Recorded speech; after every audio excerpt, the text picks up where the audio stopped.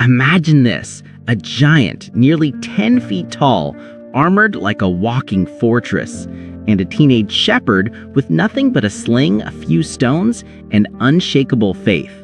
This is not just a story of courage. It's the moment when an entire nation's fate rested on a boy no one believed in. Welcome to Black and White Sketches, and today we bring you the legendary battle of David versus Goliath, a story of impossible odds and an even more impossible victory. Before we dive in, hit the subscribe button so you never miss another story brought to life in simple sketches. For centuries, this epic showdown was a matter of faith, but today, archaeology is digging up the truth. In the very valley of Elah where the battle raged, excavators found Khirbet Qeiyafa, a fortified city from King David's time, proving a powerful Israelite kingdom wasn't just a myth. And in Gath, Goliath's hometown, they've unearthed pottery shards with names like Goliath, adding historical plausibility to the legend. They even found a bone arrowhead, a sign of a city under siege, fighting with whatever it had left. While no one has found Goliath's skull, these discoveries paint a vivid picture of the world that created the story, a world of real kingdoms, real cities, and real stakes.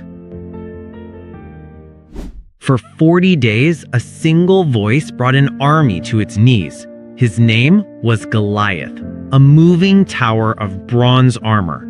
His spear so massive, the iron tip alone outweighed a modern hammer. Every morning and evening, his challenge thundered across the valley. "Send me a man to fight. If he wins, we serve you. But if I win, you serve us." But the valley remained silent. Israel's bravest soldiers were paralyzed by fear. Not even their king dared to face him. Miles away, a young shepherd, David, was simply delivering food to his brothers on the battlefield. He wasn't a warrior, not tall, not powerful, not trained. But when he arrived and heard Goliath's taunts, he felt shock, not fear. Why is no one fighting him? The soldiers scoffed. You're just a boy. But David's eyes were focused. He saw something they couldn't. This wasn't about size. This was about courage. A young shepherd named David is brought before the king. Out in the valley, a giant waits, clad in the finest Philistine iron. King Saul looks the boy up and down and says what everyone is thinking. "You are not able to fight this giant." But David's confidence isn't in his own strength. He meets the king's gaze and says, "I have fought lions and bears while protecting my sheep.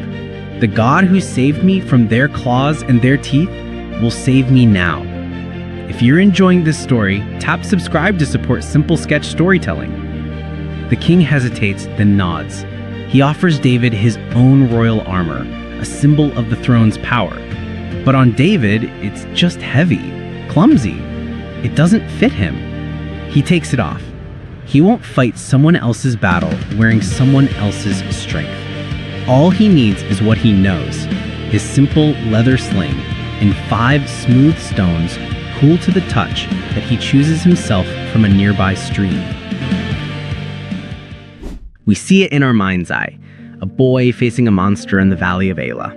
Goliath roars, "Am I a dog that you come at me with sticks?" But what if he could barely see the boy in front of him? Some modern analyses suggest Goliath's giantism was a symptom of a tumor pressing on his optic nerve, making him a slow, lumbering giant with blurred vision, armored for a fight he couldn't see.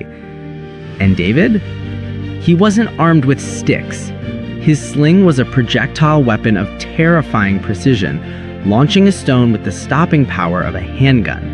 He was a long-range specialist. So when David replied, "I come in the name of the Lord," he was also stating a tactical reality. This wasn't a duel, it was an assassination. The air hummed as the sling cut through the wind, a single release. The stone struck the one unprotected spot. The shocking silence that followed wasn't just about a giant falling, it was the sound of 2 armies realizing they had misjudged everything, and that sometimes what we perceive as an unbeatable advantage is actually a fatal weakness. The ground shook as the giant fell, but the battle wasn't won with just a stone. David walked toward the fallen warrior, a boy stepping into the shadow of a legend. He reached for Goliath's own colossal sword, and with the enemy's own weapon, he sealed the victory. Panic ripped through the Philistine ranks. An army that had followed a giant now fled in terror from a boy as the cheers of Israel began to rise. And in that moment, David, the shepherd no one believed in, was forged into an icon. A timeless reminder that courage is not the absence of fear, but the belief that something greater stands with you. This was the story of David versus Goliath, told through simple black and white sketches. If you love stories of courage, faith, and history, make sure to subscribe to Black and White Sketches. More powerful stories are coming soon. Thanks for watching.